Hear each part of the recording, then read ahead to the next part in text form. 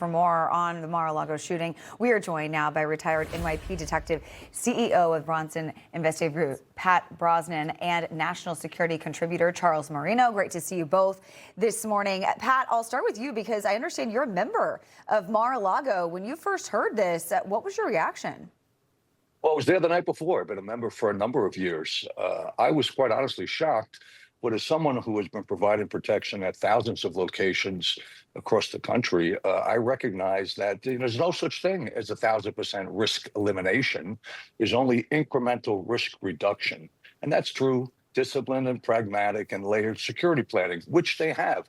This is actually a success story because this guy got in through the gate because gates have to open. That's a micro gap of seconds that allows someone like this, a twisted guy like this, to bolt in. But the officers were there, the Secret Service was there, they identified, they disrupted, and they neutralized the threat. That, hats off to them, well done. Yeah. Yeah, great point there. Charles, you're a former Secret Service agent yourself. What protocol does the Secret Service follow for perimeter breaches like we saw there this weekend at Mar-a-Lago? What's the protocol for dealing with those? Yeah, I think to continue off of what Pat just mentioned, there's two security plans. There's when the president and first family are in residence and when they're not.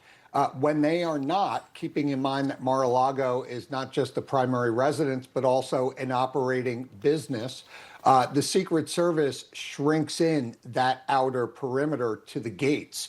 The perimeter is always in place when the first family's in residence. Obviously, it's much more robust, including the closure of the street out front where the checkpoints are pushed out prior to even making it to that gate. But this is a success. It's layered security, 3 levels of security: outer, middle, and inner perimeter security. And what you saw here was the Secret Service married up with law enforcement, which is common in that outer perimeter area, to confront and neutralize this threat. I'll tell you, the job of the Secret Service has never been more important and more tested than it is now. Yeah, and Pat, of course, critics are saying that this young man, Austin Tucker Martin, didn't have to die, but he was holding a shotgun and he pointed that shotgun at law enforcement. So it seems like the right move or the necessary move was made here. Can you elaborate on that? Necessary and needed. The folks who make those statements have never looked down the wrong end of a barrel. The reality is that's 1,000% justified, both federally under every state operating mandate for the use of deadly physical force. That's why they're trained. That's why they carried a weapon. Thank God they had them. But let's be crystal clear. Just to give you some context, as someone who's in Mar-a-Lago very, very frequently, from the point where he breached the northern gate, where he darted in through that gate that opened and didn't close fast enough, was a tremendous distance to where the president's residence is physically located, if in fact he were even on site, and he wasn't.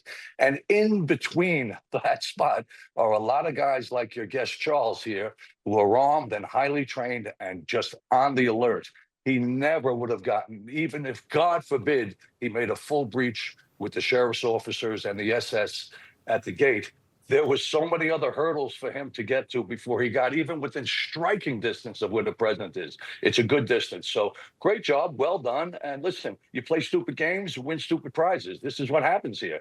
This guy put his life on the line, and we don't even know, and I don't know if it's a suicide by cop, because it is really, really another bizarre attempted assassination in my view. Right, yeah, it definitely makes you think about the suicide by cop, possibly. Charles, we know there's been other breaches there of the perimeter of Mar-a-Lago. Of course, we had Ryan Ruth regarding the golf course, but there's been others over the years. Obviously, we're talking about the great procedure and response rate, and obviously they limited this attacker. But does this call for a larger security protocol review at Mar-a-Lago, in your opinion? Well, the director, Sean Curran, left yesterday to head down to Mar-a-Lago to begin almost immediately that after-action review of this incident. I think that's an important part of the work, as I think Pat would agree, anytime you have a significant situation like this to make sure that everything was working as it should be. It may appear, but there's always room for improvement in these types of cases. You know, this is the problem with fixed sites like Mar-a-Lago and the White House and the predictability of a schedule. Look, many of these people with ill intent that travel to these fixed site locations, they're not even checking the schedules of those that they seek out.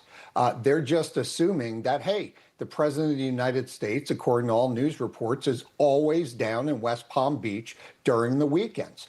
We saw Ryan Ruth take that same calculated risk with the golf course, and he got it right. The president showed up. So predictability is not a friend of the Secret Service. They'd rather the president and his schedule be more unpredictable, but ultimately fixed sites are never going to change location. And so they need to continue to enhance security at those places.